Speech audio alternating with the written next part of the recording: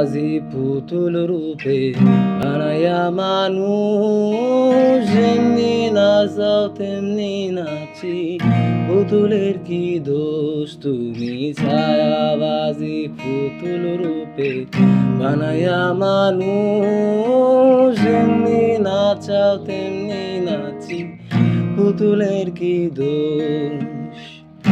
যেমনি নাচাও তেমনি নাচি, যেমনি নাচাও তেমনি নাচি, তুমি খাওয়াইলে আমি খাই আল্লাহ, তুমি খাওয়াইলে আমি খাই।